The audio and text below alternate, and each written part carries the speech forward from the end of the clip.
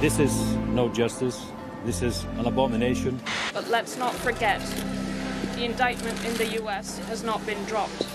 Bonjour, c'est Nicolas Poincaré. Bonjour, c'est Fabien Randrianarisoa. C'est une petite victoire de Julian Assange contre la justice américaine. Le fondateur de Wikileaks ne sera pas extradé de l'Angleterre vers les États-Unis car son état de santé est beaucoup trop dégradé pour faire face à ce qui l'attend là-bas. On vous explique.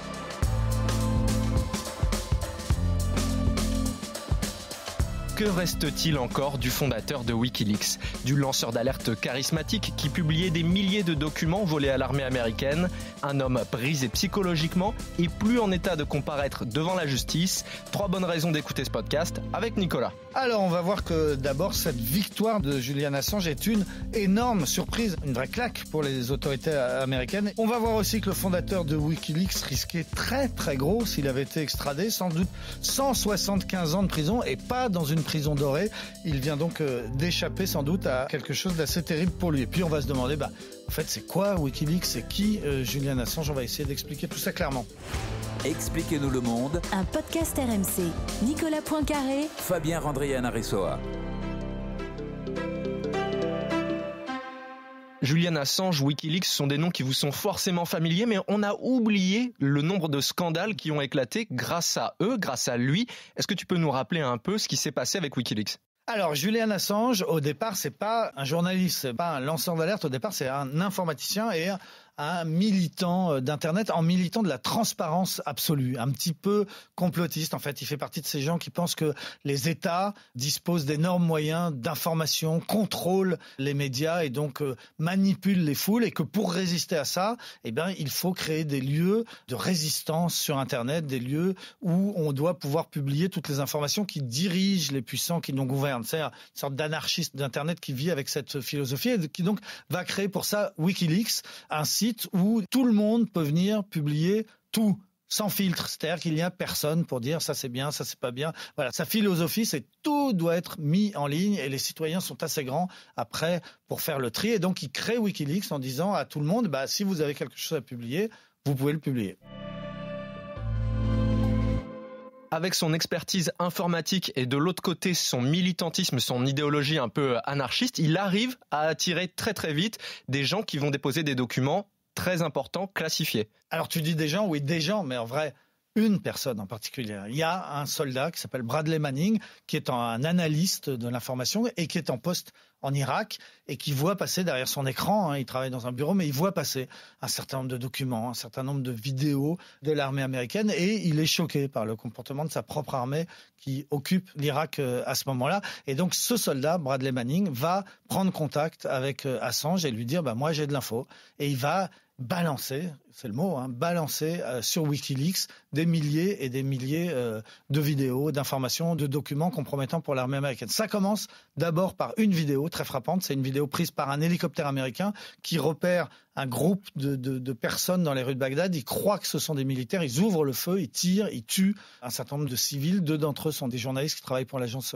Reuters et les images sont très frappantes parce que on voit bien que c'est une pure bavure. Donc c'est le premier acte de bravoure de Wikileaks, c'est le premier document révélé. Puis dans la foulée, il va y avoir des dizaines et des centaines et des milliers de documents qui mettent en cause l'armée américaine pour ce qu'elle a fait à la fois en Irak et en Afghanistan. Donc la première source de Wikileaks, elle est très connue, c'est Bradley Manning. Il va être identifié, malgré les précautions prises par Wikileaks qui devait protéger ses sources, ça marche pas. Bradley Manning est identifié, il est arrêté, il est condamné pour haute trahison à 35 ans de prison. Les Américains le détestent et donc Bradley Manning va se retrouver en prison à l'isolement total, privé souvent de sommeil, dans des conditions très très difficiles. Il va tout de même obtenir l'autorisation de changer de sexe. Et puis finalement, Barack Obama l'a gracié après quelques années de détention. Donc voilà pour la première source de Wikileaks.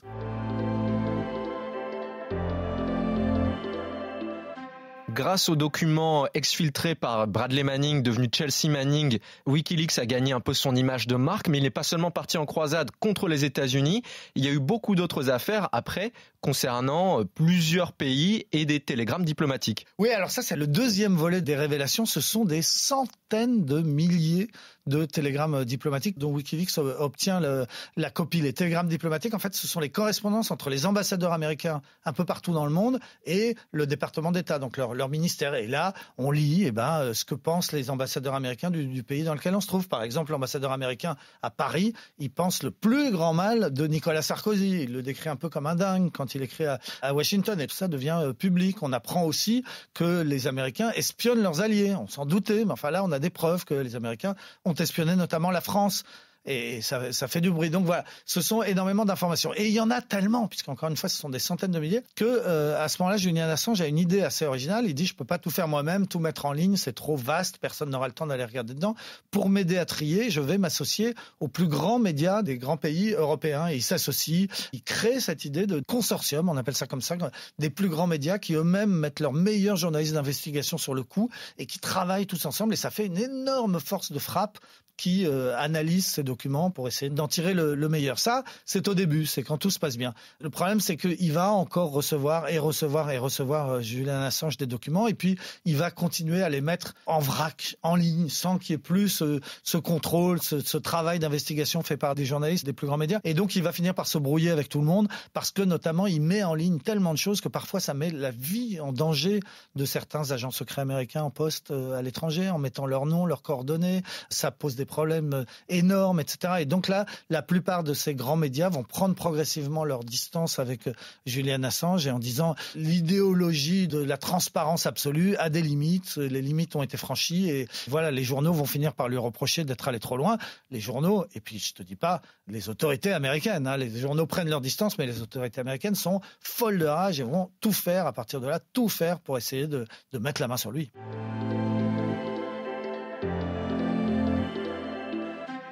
À partir de ce moment-là, c'est le début de la fin pour Julian Assange. Il va avoir de très gros ennuis et à ce moment-là, il est en Angleterre. Oui, et donc les Anglais le convoquent, d'autant qu'il y a une procédure pour des affaires sexuelles un petit peu compliquée à raconter, mais il a une plainte contre lui en Suède, et donc c'est le prétexte pour l'arrêter et l'extrader éventuellement vers la Suède, mais lui se dit que cette histoire est bidon et que les Suédois très rapidement risquent de l'extrader vers les États-Unis, et il sait qu'il risque très très gros aux États-Unis. Donc qu'est-ce qu'il fait ? Il cherche à échapper à la justice et il se réfugie à l'ambassade de l'Équateur, parce que l'Équateur lui a accordé une sorte d'asile et même la nationalité, il va acquérir la nationalité équatorienne. Et donc, il se retrouve enfermé dans cette toute petite ambassade qui est juste au dos des grands magasins Harrods, en plein cœur de Londres, un petit 3 pièces cuisine au rez-de-chaussée. Alors, je suis allé le rencontrer en 2013 ou 14 là-bas pour l'interviewer. Il était déjà enfermé dans cette ambassade depuis un petit moment. Il va y rester 7 ans. Il était déjà très tendu. Très très parano, pas très sympathique, disons les choses, c'est pas un garçon très ouvert et très rigolo. Et puis bon, on a fait cette interview radio où il expliquait à quel point il était persécuté, il avait ce côté un petit peu parano, mais bon, de fait, on était bien obligé de reconnaître qu'il s'était auto-enfermé dans cette petite prison de Londres pour échapper à la vraie peine qu'il encourait aux États-Unis, et ça a duré 7 ans comme ça. Finalement, il y a eu un changement de régime à Quito, en Équateur, et le nouveau président équatorien a levé sa protection, a fait savoir à la police anglaise qu'elle autorisait la police anglaise à rentrer dans l'ambassade et à l'arrêter, ce que la police anglaise a fait le jour même. Et à ce moment-là, on a vu les images, là, au moment où il sortait de l'ambassade, et on a vu qu'il venait de prendre déjà un gros coup de vieux qui commençait à être très très très atteint. Ça se voyait qu'il était quand même déjà, à ce moment-là, avant même d'être incarcéré en Angleterre, en train de perdre un peu les pédales. Après avoir passé 7 ans dans cette ambassade équatorienne, il a connu la prison, la vraie, dans des conditions de détention déplorables. Le cofondateur de Wikileaks, Christian Harfson, avait été le voir 1 mois après son incarcération en 2019. Voilà ce qu'il disait. Ce n'est pas la justice, c'est une abomination. Quelqu'un a dit un jour que l'on pouvait juger le degré de civilisation d'une société en visitant ses prisons. Et franchement, je dois dire du fond de mon cœur que cette visite ne fait pas hommage à notre société. Paradoxalement, ce sont ces conditions de détention déplorables qui ont fait qu'il n'a pas été extradé cette semaine. Alors effectivement, les conditions de détention étaient très très dures. Ça, personne l'a contesté. Il y était depuis presque 2 ans. Par 2 fois, il y a des collèges de médecins internationaux qui ont fait des textes et qui ont dit ça relève de la torture et du traitement cruel, donc très très difficile. Alors cette semaine, enfin arrivait l'audience qui devait savoir si oui ou non il allait être extradé aux États-Unis. Tout le monde pensait qu'il allait l'être. La question à laquelle devait répondre la juge, c'est est-ce que il est journaliste. Est-ce que Wikileaks, c'est un média, un journal? Auquel cas, il y a la liberté d'expression, le premier amendement aux États-Unis, en droit britannique, une protection de la liberté d'expression aussi, de la liberté des journalistes, et auquel cas, il n'y a pas grand-chose à lui reprocher.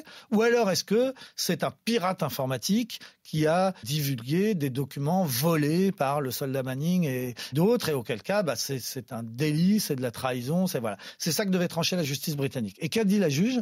Elle a tranché pour les autorités américaines. Elle a dit Wikileaks, c'est pas du journalisme, c'est pas un journaliste, c'est pas un lanceur d'alerte, c'est un pirate. Et les Américains sont légitimes à le juger. Et donc, il allait être extradé. Sauf que la juge britannique a rajouté un mais il est plus en état. Parce qu'il est psychologiquement détruit, parce qu'on sait que les conditions de détention aux États-Unis qui l'attendent risquent d'être terribles, isolement total pendant des années et des années, 175 ans théorique, tout le monde s'attendait à ce qu'il soit très maltraité, y compris donc la juge britannique qui dit « j'ordonne qu'il ne soit pas extradé ».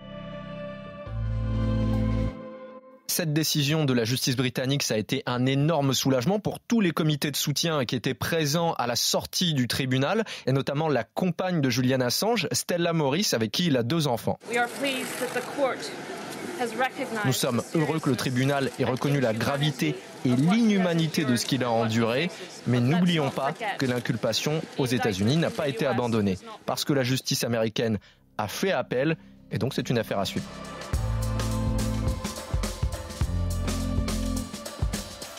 C'est la fin de ce nouvel épisode d'Expliquez-nous le monde. Si ce podcast vous a plu, n'hésitez pas à vous abonner, à nous laisser une note. Nous sommes sur toutes les plateformes de streaming, sur le site et l'application RMC. Parlez-en autour de vous, prenez soin de vous. À la semaine prochaine. À la semaine prochaine, Fabien. Retrouvez Nicolas Poincaré dans Apolline Matin. Tous les jours à 6h20 et 7h50 sur RMC.